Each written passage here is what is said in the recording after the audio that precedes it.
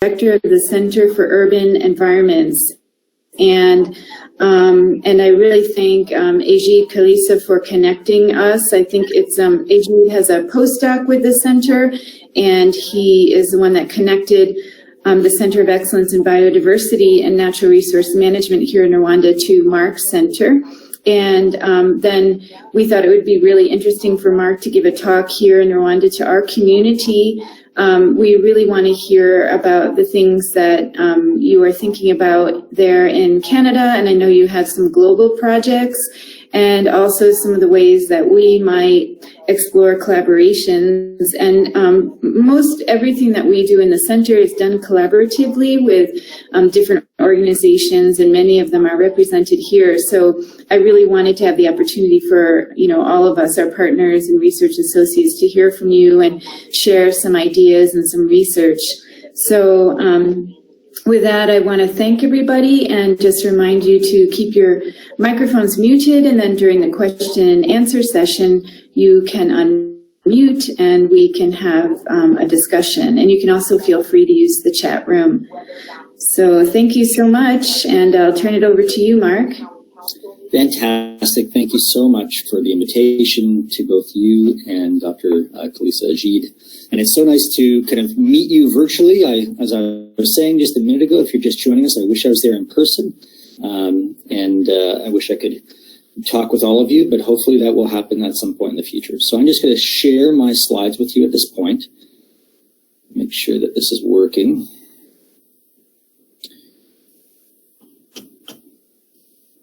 I'm going to ask someone to confirm that they can see my entire slides without any notes. Yes. Fantastic. Well, it's just the title slide that you see right now. Is that true? Yes, the title slide. Yeah. Great. And if at any point, because I can't really see the chat as well, if at any point this cuts out or anything, please let me know and I will pause and go back. And so today I'm going to talk to you about the importance of preserving and enhancing nature in what I'll call the urban jungle. And just as a little introduction, because I haven't met most of you, I am coming to you right now from the University of Toronto on our Mississauga campus, and that's what I'm showing you in this picture. Can you see my little mouse if I move it around? Sure, we can see. Okay, so I'm currently located right here, and we're not in summer here, we're in the winter, so there is a little bit of snow and it's very cold. I had to scrape ice off the car this morning, and all the roads were very slippery, so it's a very different environment from what you can see in this picture. So you know a little bit about me. I am the head of what we've called the EVO Eco Lab. I'm an evolutionary ecologist, which means that I study questions and problems at the intersection between ecology and evolution, integrating the concepts, the theories, and the questions from these two fields to understand their dynamic interplay. But we don't just stop there. We also integrate other fields, both chemistry and genetics, using those techniques and some of those questions to really try and answer problems at the interface of these four different disciplines. And in doing this, we've been able to answer questions related to plant-herbivore coevolution, feedbacks between plants and the soil, particularly the microbes and the nutrients, eco-evolutionary dynamics, that's the dynamic interplay between ecological change and evolutionary change, evolution on islands, and the evolutionary importance of sex. Today, though, I'm not going to talk to you specifically about the research that's happening in my lab. Today, I was asked to talk to you as the director of the Center for Urban Environments. This is my lab here, just to give you a sense, and you can visit it at evoeco.org. So the Center for Urban Environments is based at the University of Toronto, and specifically at the Mississauga campus. And our vision is to discover how to promote healthier and more sustainable urban environments for all life. This is a pretty big vision. And so to try and achieve this vision in the long term, our mission is to provide local, national, and global leadership in research, education, and training, as well as community engagement and policy on urban and environmental issues. At the University of Toronto, we have over 100 members that are part of the Center for Urban Environments. This includes students, postdocs, staff, as well as faculty. And through the center, which we affectionately call Q, we support a number of initiatives that are consistent with both our vision and our mission. So these include supporting master's research on sustainability, seminars, workshops, and conferences, research grants, undergraduate research awards, postdoctoral fellowships, and we're just so pleased that Dr. Ajit Kalisa is one of our postdoctoral fellows right now, and we're just very excited about the fantastic work he's doing both here in Canada, but also in Rwanda and around the world. A big part of our mission is also engaging the community, and this is part of what I'm doing here today through this talk. But a lot of what we do is trying to connect kids with nature. So with my wife, who you see here, Marc Johnson, we lead a local group that is a collaboration between the university and a local charity to create what's called a junior naturalist club, where we're trying to connect kids with nature. And in this case, we took them to the zoo, where they learned about wildlife in Canada, like these polar bears that got up close and personal, as well as wildlife from around the world, like these Sumatran rhinoceroses. Today, I'm going to talk to you about one general topic, and that's the importance of preserving and enhancing nature in the urban jungle, in cities. And this is an immensely important topic, as I'm sure all of you will recognize. We are living in a fundamentally different time on this planet. Geologists have told us that the time we're living in is a new geological epoch called the Anthropocene, in which humans are having a decisive influence on the state, dynamics, and future of our planet. We are literally changing our climate. We are changing our ecosystems, chemical decomposition, the biodiversity throughout the world, and even the evolution of that life. So we are now the main driver of physical and biological processes on the planet. Social scientists have also recognized that this is a fundamentally different time that we're living in, and they've called it the century of the city. And it's being called the century of the city because in 2008, Earth passed a very critical threshold that we will probably never go back from. 2008 was the year in which more than half of the world's human population was living in cities as opposed to non-urban environments, such as rural and natural areas. Before, yes? Did someone say something? Okay. Before 2008, more than half of the world's population was living in non-urban areas. As of today, 2020, that number is at about 56% of the world's population is living in cities. And this is truly a global phenomenon. So that if you look across the world, we see cities are on every inhabited continent, and these numbers are continuing to rise. Currently, urban areas cover roughly about 0.5% of the Earth's land surface. And this may not seem like a lot to you when you think about all of the land surface, but it really has a global impact in that the resources to support cities come from throughout the world. And this urban cover is continuing to rise. So if we look at an individual city, not just this global scope of where those cities are, we can see that there's what I've termed in the literature an urbanization syndrome. So as we go from non-urban areas to natural areas to rural areas, which I know are very common in Rwanda, to suburbs, to metropolis, we see very predictable changes in the environment. So you can go from the natural areas like the beautiful national park, like you have just west of you from where you probably are right now. As you go from this national park eastward and northward, you'll come across an abundance of agriculture, including right around the Center for Biodiversity. As you get into Kigali, you'll see a number of suburbs like you see here, and different types of suburbs that vary quite a bit in density, tree cover, and also the use of the landscape, such as this golf course here. And then finally get into downtown areas in Rwanda of Kigali specifically. You'll see that there's very little tree cover and a huge density of buildings and people. This change as you go from more natural habitats to these highly urbanized habitats has predictable and repeatable changes on both the abiotic environment, so the physical environment, as well as the biotic environment, the living part of the environment.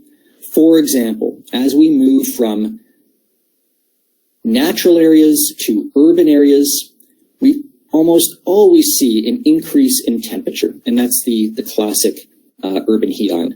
We almost always see an increase in pollution, like as being studied by Dr. Kalisa Ajid in Rwanda and also Canada, having higher levels of pollution in urban areas than in non-urban areas. We always see more impervious surface, making it harder for water to get into the soil for plants and other organisms. We often see changes in the diversity and abundance of biotic factors as you go from these non-urban areas to these urban areas. And you will be intimately familiar with this in Rwanda. So if we look at the urban population in Rwanda, there has been dramatic changes that have been happening there over the last 70 years. In 1950, Rwanda was one of the most rural populaces in the world. In 1950, 70 years ago, 2.1% of the population in your country lived in urban areas. That number rose quite slowly. In 1990, this number was at about 5.4%. But since 1990, this number has been skyrocketing. As you will know better than I will know, that there is amazing movement of people from rural areas to urban areas as the country has been growing economically and as your population has been growing. So in 2018, 17.2% of the population is now living in urban areas, seeing a threefold increase in just 30 years, less than 30 years. And by 2050, it's predicted that almost a third of your country will be living in urban areas. This makes Rwanda one of the fastest growing urban populations in the world. And you can see that if you look in Kigali itself. So if we look at an image of Google Earth of Kigali in 1984, you can see, you can make out the urban areas versus the non-urban areas because it's a lighter kind of whitish and brown color where there's urban areas. But to make it a little easier for you to see, just to orient you, this is the airport east of the city that I'm showing here on the right of this picture. And to make it a little easier for you to see the extent of the urban area, let me just trace around it here. This was the extent of urban areas in 1984. If we fast forward 16 years, you can now see that the urban areas have really started to grow, especially to the east, west, and south. So if we highlight the urban extent in 2000, the city has grown quite a bit. And you can see if you look at the population size, that the population size has more or less tripled. As we go to 2010, just 10 years ago, the population continued to grow very fast, 800,000. The extent of the urban area was now really quite extensive, going out in all directions. And then today, if we look at the extent of the urban area, it is massive. So the population is now a little over 1.1 million. The extent compared to 1984 is doubling or tripling the extent of the urban area. And so this is happening very, very fast in Kigali and other areas. One of the interesting things about this is because Rwanda is experiencing such rapid urbanization, there is an amazing opportunity for you to build cities smarter than we have in places like Canada, for example, where we weren't thinking about the health of the environment, and we weren't necessarily thinking about the health of the people living in here as we were building these cities. And you have this opportunity as your cities grow and as your country grows to really build cities in a way that was arguably, I would say, smarter than we've done here in Canada. And we're having to backtrack. So if we look at the rest of this talk, I'm going to try and answer 3 general questions. Can we make cities kinder on the environment? Can we make cities healthier for humans? And what can you do to help? So to answer these questions for the rest of this talk, I'm going to follow the following outline. I'm going to talk about the importance of nature in urban environments, the problem of non-native invasive species in urban areas, and a recipe that I'd like to offer for healthier cities that maybe we can put into action. Let's start with the first part of this outline, the importance of nature in urban environments. So if we think about nature, and really if we think about the role of plants and other organisms in urban environments, they provide a number of very important functions. So they are very important for, this nature is very important for ecosystem function, reducing pollution, as well as improving human health. So if we think about ecosystem function for a second, the key to the importance of this nature in urban environments is really plants. Plants are the basal resource for all food webs, providing the food for a wide diversity of organisms both below ground in the soil and above ground eating those plants, and then the organisms that are eating those herbivores. 3/4 of the Earth's macroscopic diversity and biomass is either a plant or an animal that eats a plant. And if we look globally, animals consume roughly 5 to 20% of all the biomass that plants produce every single year. That is a huge amount of biomass that is being lost by plants, literally being sucked up by other organisms. But the reason this is so important is that then becomes the energy that fuels these diverse ecosystems of organisms that you see in Rwanda and I see here in Canada.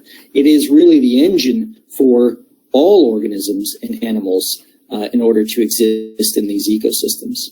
At the same time, plants and the organisms that they interact with are absolutely essential for the turning over of nutrients in the soil.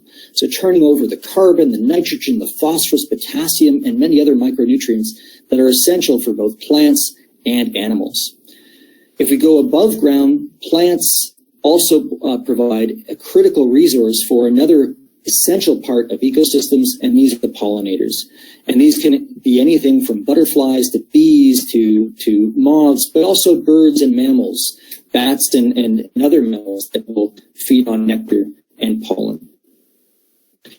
So preserving nature in urban areas is absolutely fundamental to preserving the functioning of ecosystems, as I've described here. Nature in urban environments is also important for pollution reduction, and this is something that I think Dr. Kalisa could speak to much better than I can, but I will give you my take on this from an urban environmental perspective. So this is a picture I took when I was the first time I was in China, and while we were in Beijing, this smog just came over the entire city. And this was on the first days of where that smog was coming in. This is a park that's very close to the center of the city, very close to the Forbidden City and Tiananmen Square. And you can see, you can't see a kilometer because of the smog. Well, within 2 days, we could not see 100 to 200 meters because the smog was so thick. Plants can improve air quality if we increase this in urban areas in 5 ways. First of all, of course, they release oxygen, which we all need to breathe, and all animals do. They absorb pollutants. They intercept particulate matter. They reduce energy consumption, especially trees, and they also transpire water and give shade, which can reduce air temperature. So I don't know what the numbers would be for Kigali or another city in Rwanda, but I do have some numbers from Toronto to share with you, and I think they would be reflective of the types of ways in which urban nature, and specifically urban trees, can play a role in reducing pollution. So this is from a report from the City of Toronto in 2013, 7 years ago, and they looked at the amount of pollution that is removed in metric tons, as I'm showing here on the left y-axis, by our existing trees in Toronto. And just to give you a sense, originally, before Toronto was a city, the entire area would have been covered in trees. Today, 26% of the area is covered in trees. So we've chopped down about 75% of our forests and trees in the city of Toronto. But with the existing trees that are here, they reduce nitrous oxide. So they remove over 200 metric tons of nitrous oxide every single year. Almost 900 metric tons of ozone annually, and about 280 metric tons of particulate matter. This has a particular cost associated with it in terms of reduced effects on the health of humans, and how much that costs our society through our health system. So it's estimated, for example, that this reduction in nitrous oxide by trees in our city saves our economy almost $3 million per year. The reduction in ozone saves our economy almost $11 million per year, and for particulate matter, because of the health effects and the costs on our healthcare system, saves us a little over $2 million per year. So these really do have huge consequences, not just for reducing pollution, but also for our economy. So these, in our city here, and in cities like Kigali and other cities near you, urban forests improve air quality. And in Toronto specifically, trees remove an estimated $17 million in pollution annually. And they reduce annual heating and cooling by $10.2 million every single year. And then they remove roughly 1.1 million metric tons of carbon annually. And this is equivalent to the emission from 730,000 cars every single year. So they are really playing a huge role, not just in health and cooling, but also in trying to tackle problems with climate change. Because car emissions, as well as industry, are the major emitters for carbon. And then structurally, these forests are worth $7.1 billion. If you just think about the cost of the wood, if we chopped down every single tree and sold it on market, that's how much it would be worth. So they really are incredibly valuable resource from a number of perspectives. Finally, the importance of nature and urban environments can improve human health. And when I first got into this literature, I didn't really think that there would be really strong support for this idea. You know, people talk about the importance of nature for health, but when you actually get into the literature, you realize there has been amazing studies looking at the health effects of access to nature. And the types of things that people have been looking at are access to natural environments and parks, like the type you have in cities in Rwanda. So here's an aerial view of downtown Kigali. So you have the University of Rwanda, just in the west part of the core on the left part of the slide here. You have this neighborhood, I'm sorry if I'll mispronounce it, Kimahurura. I will work on my pronunciation there. I'm sorry if I bungled it. As well as a number of parks around this neighborhood. So this park here, Kigali Centenary Park, as well as a number of green spaces here. So scientists, social scientists have looked at how does access to green spaces and natural environments, like you have in parts of Kigali, influence the health of individuals. And also noticing how does the amount of vegetation in a neighborhood influence the health of individuals living in those neighborhoods. So for example, if you look in this neighborhood here, you can actually see there's quite a few trees on these roads. But if you go over to the west part of this neighborhood, there's the houses are much more packed, fewer trees, similar to just south of the University of Rwanda campus. What we have found, if I can summarize a very large body of literature, and I'm happy to share these papers with anyone that's interested, because they are absolutely amazing studies. More green space leads to reduced sedentary behavior, increased physical activity, increased mental health, reduced aggression in individuals. More green space leads to improved memory and attention, reduced blood pressure and stress. It leads to decreased disease diagnosis and even reduced incidence of cancer when you compare urban incidence of cancer versus rural incidence of cancer.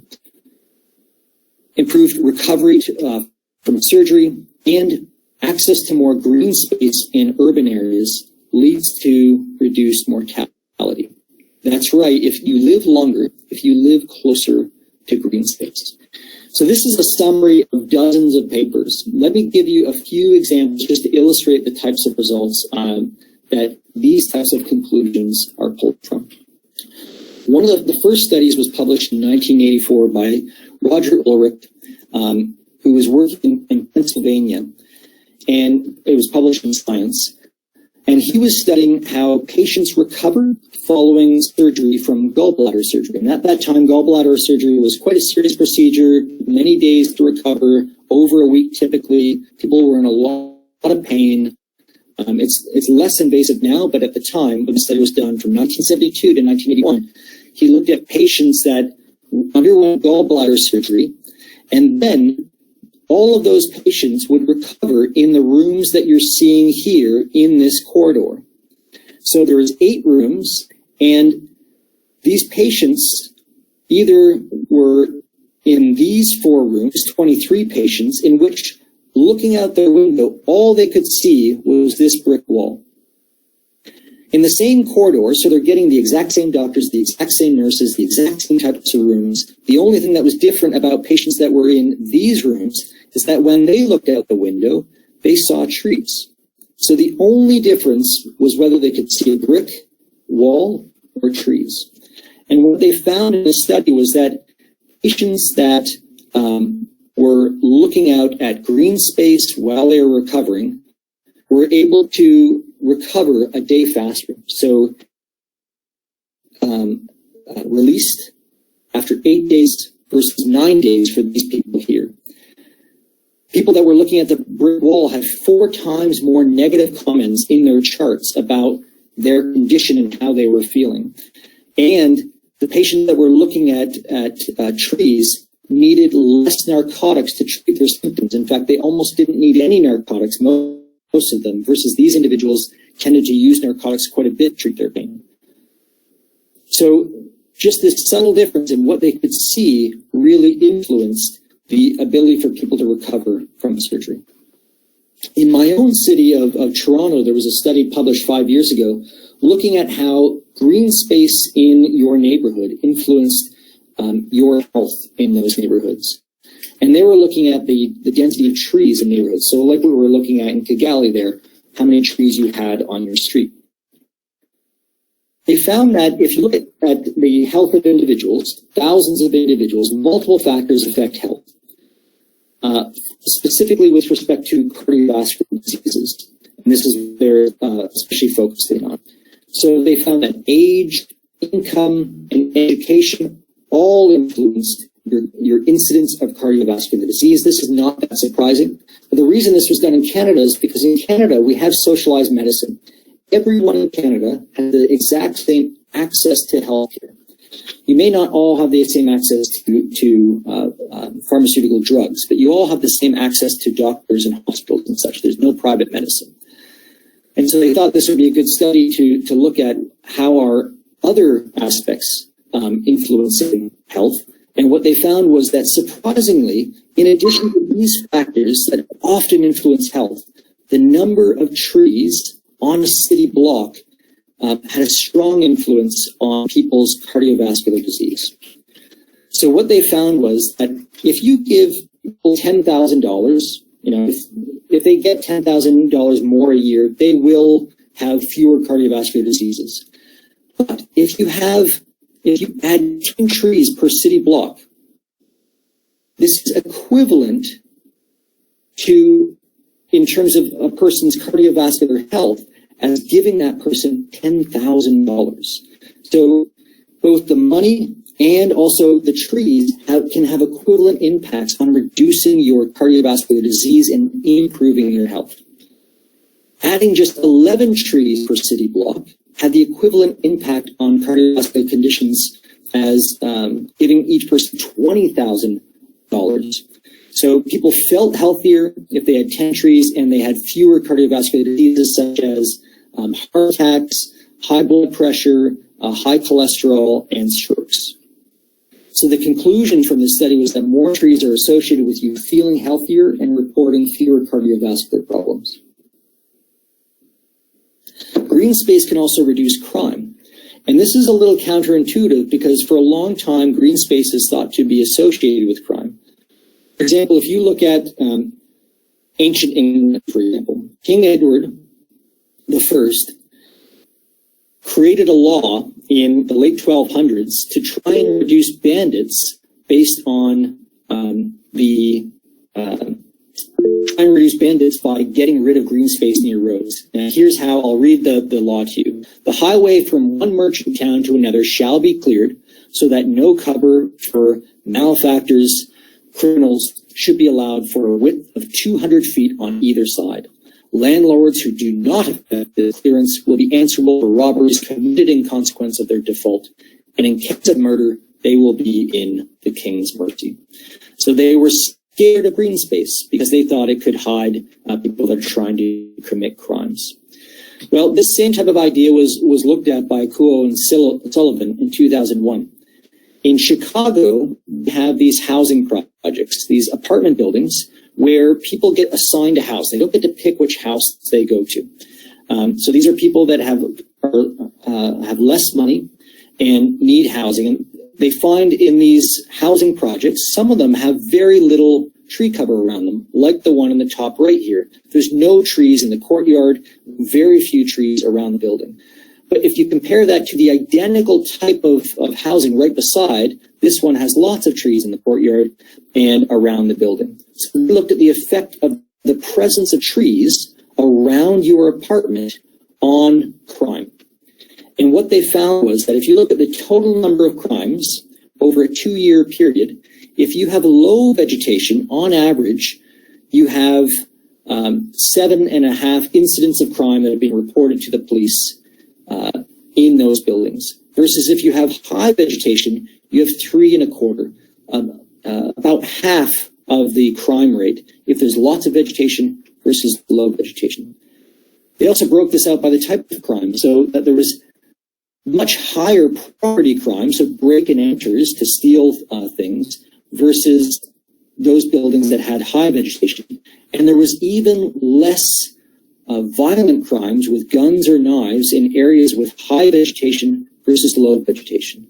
So in contrast to the prevailing view that vegetation can actually promote crime, the reverse seems to be opposite in urban areas. There's something about it, we don't know what it's doing to people, but there's something about it that in fact deters crime.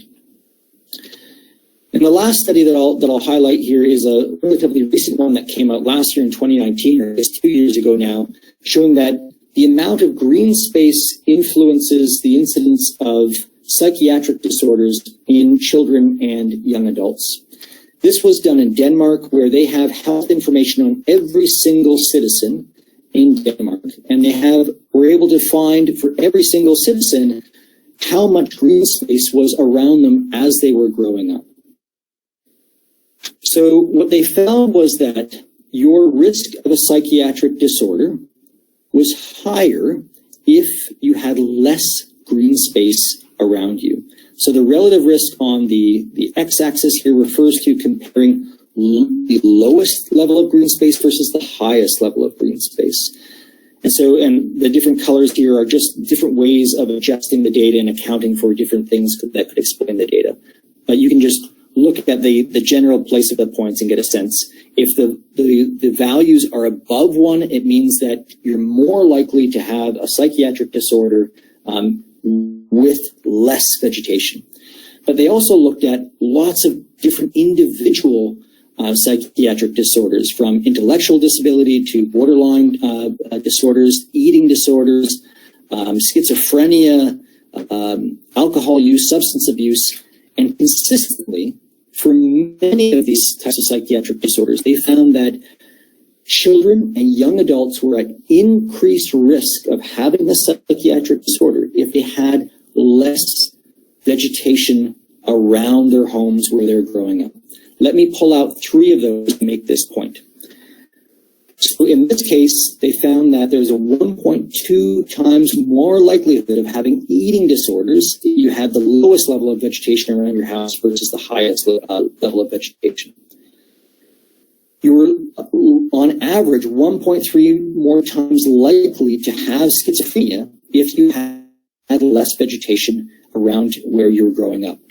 And you were 1.4 to 1.5 times more likely to have a substance abuse problem if you grew up in an area with less vegetation.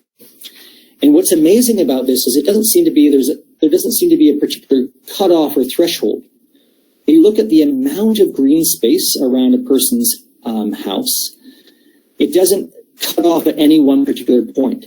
The more green space that you have around where you grow up, the lower your risk is to having some type of psychiatric disorder. Similarly, the longer time that you live in an area with green space, it seems to have a cumulative effect on reducing your risk of this. The point being, green space is very important for people's mental health.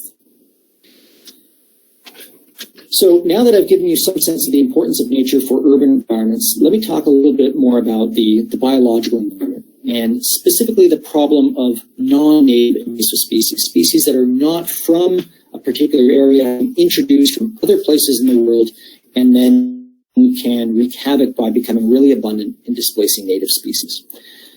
To understand the importance of non-native species, though, we really have to understand why are native species so important. So why are the species that are indigenous to Rwanda, for example, really important to the ecosystems there? Well, we've gotten a sense of this because of experiments like this one, like I'm showing here at the Cedar Creek Biodiversity Experiment in Minnesota, where they've set up these experiments to manipulate the number of species in these experimental plots, and then tested how this diversity of species and the presence of particular species influences a wide range of aspects associated with ecosystems and communities. These types of experiments have now been done throughout the world. And this figure here from Isbell's paper in 2015 is a summary of all of these studies from around the world where they've manipulated the number of species on the x-axis and looked at how this influences a number of responses.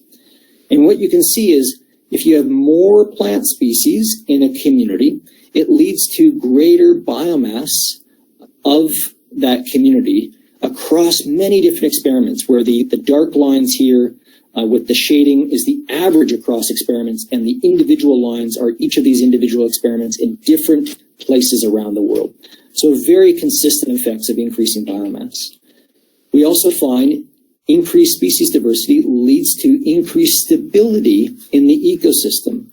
And what we mean by stability here is if you look at plant biomass through time, a very unstable community would be one where the biomass of that community is going up and down a lot. And the reason that this is unstable is because eventually it can lead to the collapse of an ecosystem in some circumstances. A very stable community would be one that does not vary much through time at all. So they find more diversity leads to greater stability. They also find that increased plant diversity in a different study by Johann Knops leads to greater diversity of insect species, both the number of predators and parasites and herbivores. So they influenced higher consumers. Increased diversity of species leads to greater resistance to severe climates such as flooding and drought. This isn't consistent across all studies, but if you average across them, you get this overall average effect. Increased number of plant species reduces the number of invading species into plots, and also the biomass of these invasive species that can displace native species. And increases in the number of native species in communities can reduce the severity of disease.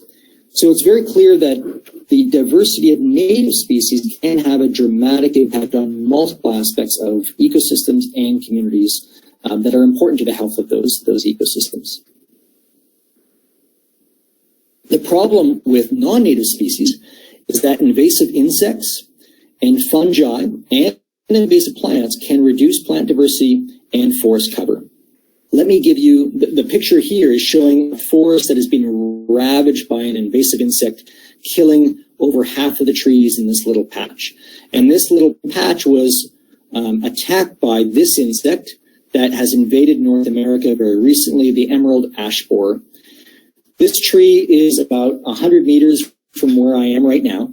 And it was a 110-year-old white ash, which white ash made up about 10 to 15% of the forests around here.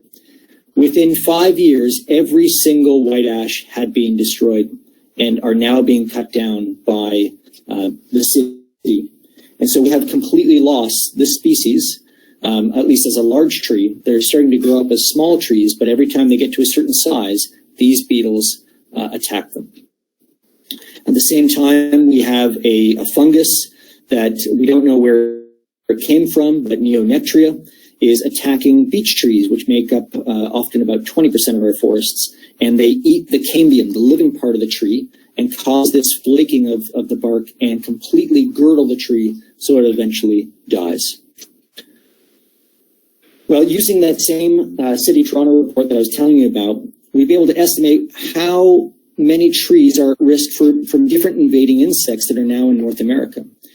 The Asian longhorn beetle, which is not here yet, could wipe out almost 4.5 million trees here in Toronto. Gypsy moths, which are a big problem, can destroy 1.7 million. Emerald ash borer, this is before it even came in, was estimated to be able to wipe out 1 million trees, and it has done that since then. And Dutch elm disease has already caused its damage here, but there's a few elm trees that it continues to wipe out. And you can also see the cost of this. So the cost of that emerald ash borer cost our economy $600 million. If the Asian longhorn beetle comes into this area, which it is not yet, thankfully, it could cost us up to $4 billion in loss of our forests in this city. At the same time, so these are insects and fungi, invasive plants can reduce native plant biodiversity. And one of the biggest threats for us in this area is garlic mustard, in that it's one of the few invasive species, which in this case has been introduced from Europe, that can invade forests, and then it displaces native underground or understory plants by chemically poisoning the soil with cinegrin, killing fungi that other plants need in order to survive. Now, I don't know the cases of Rwanda quite as well, but I'd be surprised if you do not have invasive species that are also problematic there. And so I think these types of issues are very general throughout the world. Even though I'm giving you examples from Toronto, I think they are likely to apply in many places in Rwanda as well. So the last thing I'd like to talk to you about in the rest of this talk is a recipe for healthier cities. I've talked about some of the importance of nature in urban areas and the problems of non-native species, but how can we make cities healthier? And I think this is particularly important, and also exciting for Rwanda, because your country is growing so fast and is becoming urbanized so quickly. You have an amazing opportunity to create healthy, sustainable cities. And what I'm going to articulate is, I think, ideas on how you can do that. And remember, coming back to these questions, can we make these cities kinder on the environment? Can we make them healthier for humans? And what can you do to help? So the recipe for healthy cities, I think, comes down to 5 things. First, you need more green space. And by green space, I mean more natural habitats, the types of habitats and organisms, and particularly plants, that are native to Rwanda. Second, in urban areas, that green space needs to be connected. So whether these are forests or savanna-like habitats, They need to have connections so that organisms can move between them. Third, we need to restore native habitat. So land that has been degraded, we need to be able to bring back and restore into a more natural state.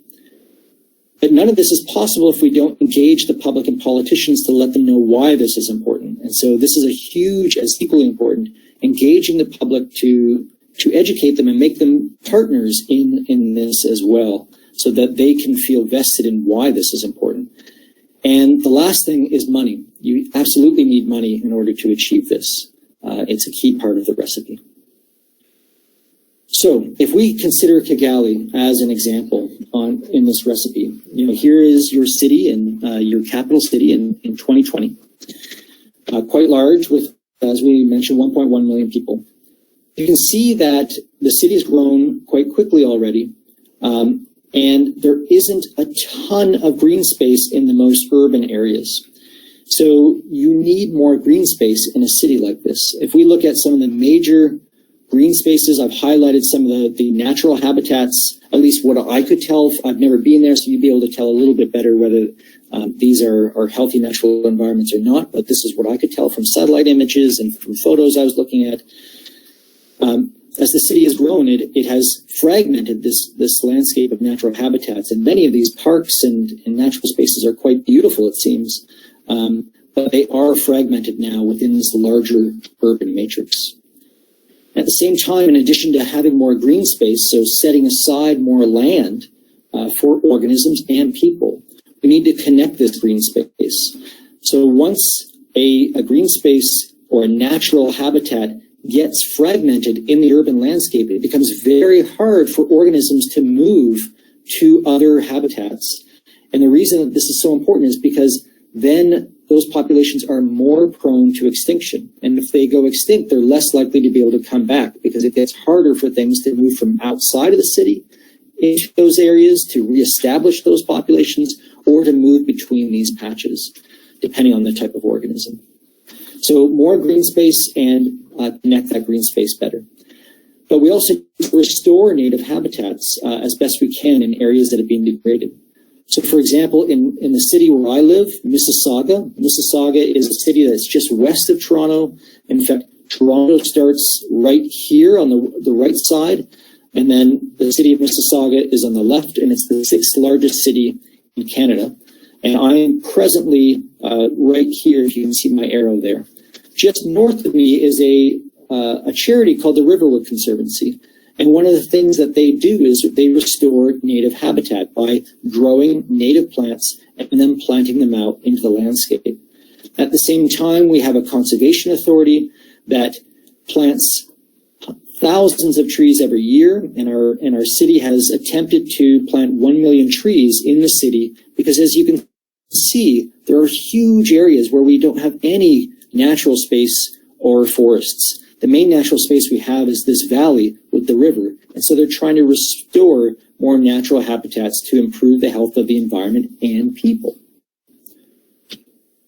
In these restoration efforts, it's important to also restore genetic diversity within species. We often will plant in species not thinking about the genetics of this. And the other thing to think about here is that local is not necessarily always better in urban environments. And the reason is because if we take a plant like the white trout lily, this is a rare plant in my region, and it has been threatened by urbanization. And originally, if you looked across, this white trout lily would have been all over the place. It now only grows in a few patches along the river valley here. Originally, this wouldn't have just been the same clone everywhere. It would have been made up of different genotypes, individuals with different genes that played different functional roles. Some made those plants more fit in certain environments, some made them more fit in another environment. But as the city grew up, we lost a lot of that genetic diversity. That's really important to the viability of these populations and their ability to adapt to changes in the environment. So when we are trying to restore habitat, we need to increase the genetic diversity by taking organisms from different parts of the original population. This will allow them to adapt to those environments more quickly. So increased genetic diversity within a species will also have similar effects on ecosystems as species diversity, which was a surprising result when we first discovered that about 10 to 15 years ago. So more genetic diversity is better when you're trying to restore populations and communities. And as I mentioned, number 4 is engaging the public. And this really starts with you, where as an individual, you can take action. You know, you can take action by doing things like Dr. Kalisa has been doing, by educating the public about the importance of pollution. And it's something that we've been doing by connecting kids with nature, as I was telling you about. We've created the Riverwood Junior Naturalist Club. And this is where we take these kids out into nature. These are kids that have grown up in our city and really don't understand nature, but they're interested in it, or their parents are. So we take them out and teach them about everything from insects to the stars to pollution to fishes, and why these environments are important. And I think this is so critical, talking to our children about why the environment is important if they're going to appreciate it and to try and protect it into the future, and really connecting kids with nature in a very literal way, getting them to see its beauty and its importance. This is my son with a monarch butterfly on his head. Now, this may be too big for you. So trying to create an organization, I get that's a lot of work and that's a lot of energy, and not everyone has the time or ability or desire to do that. But I think individuals can also take action on a very, very local scale.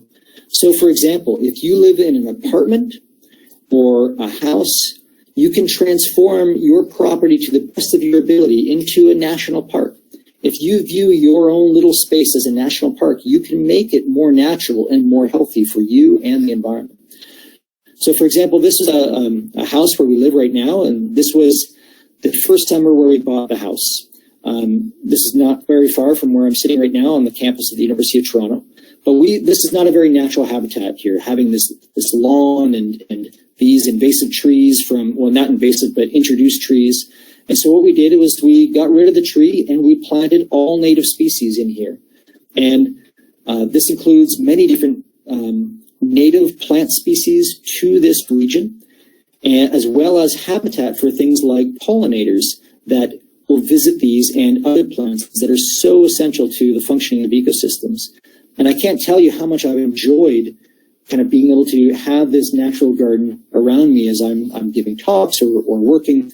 And it has really increased the diversity of organisms, from endangered insects like the monarch butterfly that migrates to every year, to birds that have been suffering because of urbanization, like these ruby-throated hummingbirds, to even things like turkeys that are quite unusual around here but found a refuge on our space, and important predators like these coyotes, which are closely related to wolves, that don't cause any harm to humans but come onto our property to store their rabbits during the winter.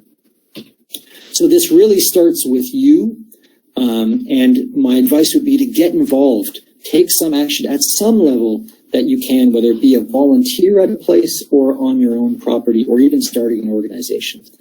And the last thing is money. And so if there are any philanthropists in the audience today, I can't tell you how important places like the Center of Excellence for Biodiversity and Resource Management are to the health of the environment and people. And I think it's really important that people make donations to these types of organizations, as well as places like the University of Rwanda that are really beacons of hope in a developing country like Rwanda. So at the outset of this, I started with these 3 questions. And I would say that if we follow this recipe for healthier cities, we will make cities kinder on the environment. We will make cities healthier for us. And you too can make a difference. Even a small difference is an important difference. So thank you very much for listening, and I'd be happy to take any questions or comments from you at this time. Well, thank you so much. I think that this has been, I think people have really, really enjoyed this. There's been a lot of discussion in the chat, in the meeting room, but I also want to invite people to unmute and go ahead and ask a question. I might start with just going down the questions that were posted in the chat. And there's a really interesting comment and question here. The environmental and health benefits are evident, but how to translate this into an economic benefit for developing cities that value prime land as a source of property tax and are therefore inclined towards urbanization without prioritizing green space? How can we translate this into a benefit for private developers and local authorities or municipalities? The city master plans give provision for this, but this aspect is not well embraced by private developers and landowners. So that was a really great question. Yeah, thank you for that. Thank you for that question. That's a really important question. And this is a huge issue because developers, we have the same issue here as I think you have there, are trying to maximize the amount of development in an amount of land that they have purchased. And that equates, in our case, often to the number of condo units that they can build in an area or the number of townhomes or the number of single dwelling homes that they can put in that area. And they do not see an economic benefit often because they want to move those units into private hands of setting aside a big green space. And so that's why I think it's really important for there to be very strong policies, top-down policies from government in urban planning to make sure that a certain amount of land is set aside for every acre or hectare or square kilometer that you are creating. And it shouldn't just be clustered all in one kind of affluent part of the city. This has to be dispersed because one other huge issue we have is unequal access to green space. So that affluent areas typically have, in our region, more trees, and I would guess also in your region, more trees and more parks and nicer parks. And people that are living in poorer neighborhoods have less access, and it's harder to get to those areas. And this has been especially apparent during the coronavirus. There was a time here in my city where the entire city was shut down. Even the parks, you could not go park there. The only way you could access those parks is if you lived beside them. And so people that were wealthy that lived beside the parks could go into those parks no problem. The rest of the population was out of luck. And so this is so essential that we're talking to politicians, that we're talking to those city planners to make sure that there's strong policies in place to set those places aside. Does that answer the question? Oh, Lillian, feel free if you want to jump in and make another comment.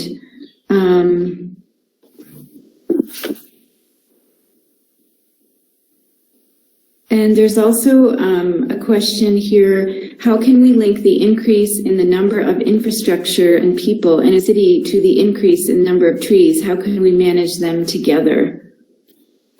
Right, and so when building cities, I think we have to create infrastructure and space for these trees so that if we're putting in a new boulevard, there has to be a place to put those trees and places for those trees to get water, because I know you have 2 wet seasons, as I understand it, in Kigali and other parts of Rwanda.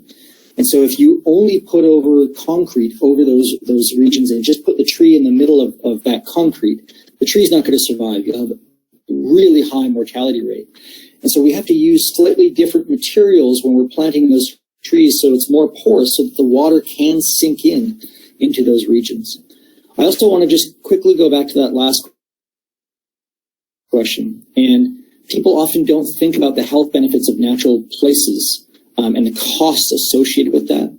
And because trees and natural places are reducing pollution, but also reducing costs associated with heating and cooling, they do have economic benefits. They are complicated to calculate, but they are real. And so it's very important in having that discussion with politicians about these policies to make those costs really clear. And there's a series of papers by a scholar in the United States that has quantified those effects very well. I don't think that's been applied to Africa. I could be wrong, but it could be. And I think that would be important to do. So, and with the planting of trees, it's really important to have campaigns that when new development goes in, that you are planting natural spaces with them. So those boulevards that are going in, those new housing complexes, so that's part of the legislation of when you put in a development, you also have to put in a natural space. Mm. Yeah, I mean, because it seems like currently, essentially, we have a lot of incentives for not building in green space or biodiversity, and we're not services that the biodiversity provides. Yeah. Let's see, we have another. And that is our role as educators and involving the community in that discussion so they know why it's so important. Yes, yeah. Then there's a comment here, challenge number 1, native species grow slowly for urban people who need green space in a reasonably short time. This depends on the native species that you're working with. And so we face the same challenge here. Developers want a really fast growing plant. They will often take a non-native plant that they know grows fast. But we often have native species that grow just as fast. So we have slow-growing native species, but we also have fast-growing native species. And so it was interesting. My brother had a very big maple tree, sugar maple, cut down on his yard last year because of some ice storm. Sugar maple is what produces maple syrup. So it's a very well-known tree. And they gave him 5 options of what to plant, and 4 of them were non-native species. But the 5th one was a native species, and it would have been a great species to plant. And so I told him to pick the native species because it's going to support a greater diversity of insects and other organisms in his local region. So he'll do his small part. Yeah, that's really great. This is related. There's 2 questions here that are very related to what you were just saying. One is by Tony Vodacek. He said perhaps the big gap, which shows the importance of the herbarium, is access to genetic diversity for replanting native species. And maybe this is a business opportunity. And related to that, I'll just add a comment by Brigitte. The other issue we have is planting the right tree in the right place here in Kigali. We need guidelines which support the master plan and which can be implemented native species, as you said. Right. And so this is where you need local ecologists that really know the native flora to be providing advice to the city and the developers on which species would be most likely to be successful and most beneficial for that local environment and the local ecosystem. The genetic diversity issue, the dogma still among conservation biologists is that local genotypes are better because it's always assumed that they're going to be adapted to that local environment. But that's not necessarily true if they've gone through a bottleneck.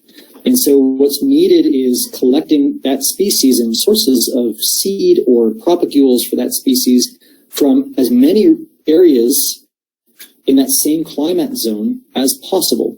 And I absolutely agree that is a business opportunity. We have a number of companies, so we have legislation here that when you develop an area, you have to then restore the natural habitat if it's a sensitive habitat. And we have companies here that are in the business of providing these native species, but they don't think of genetic diversity. They're just thinking of the species. And so I think there's definitely an opportunity for restoration and for doing restoration in a very different and more successful way. Oh, great. Thanks. And I know that there are several initiatives going on for exploring and growing indigenous species here to be used in these kind of plantings. And I want to put a plug in for a project. We're just going to be starting under the National Council for Science and Technology. It's an academia industry partnership to look at indigenous species that could be used in timber and also in enhancing biodiversity in timber or forest concessions. But there's another comment here from Letizia from RAMA. She said, we need our researchers to quantify the benefits of nature in urban environments in terms of money, as was shown in this presentation. That would be a good tool to raise awareness of decision makers and boost public investment in greening urban areas. 100% agree. 100% agree. And I think that is an exciting and really important avenue of research. And I'm not aware of research like that in Africa. If you are aware of research like that in Africa, or more specifically Rwanda, please point me to it. If you'd like to be made aware of the research that's been done in the United States, which the estimates for Toronto were based on, then I'm happy to provide them if you send me a personal email.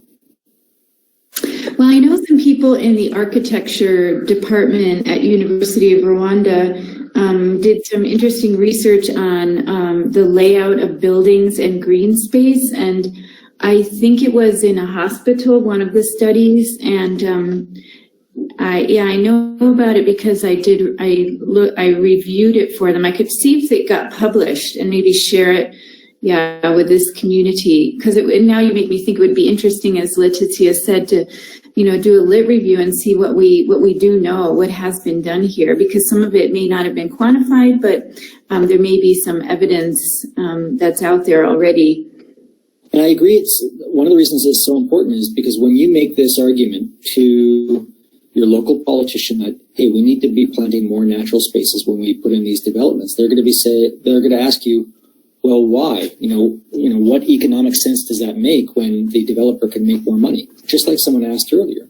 And you need those hard dollars and cents to say, okay, well, here are all the costs associated with that this will save in terms of health, in terms of biodiversity, in terms of structure, in terms of heating and cooling. You need to have those at the ready.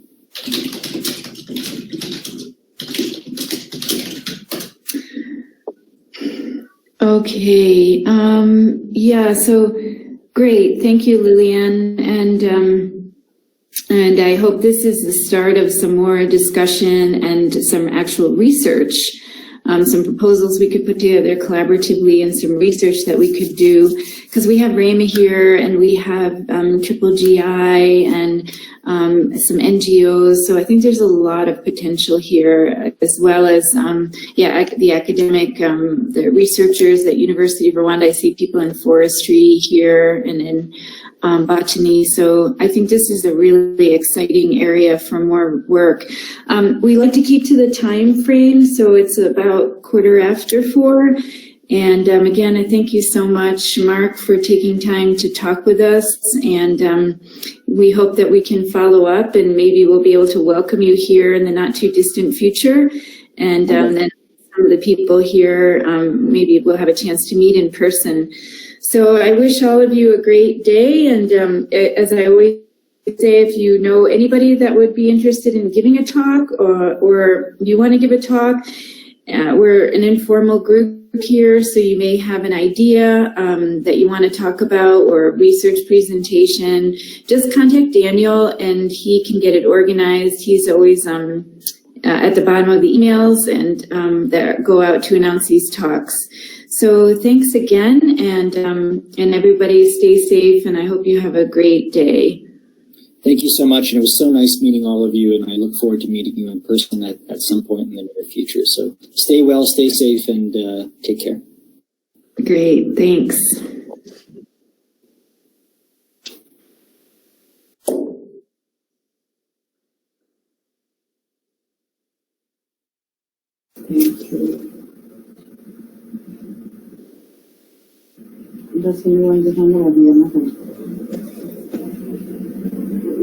uriya muntu ufite izina rimwe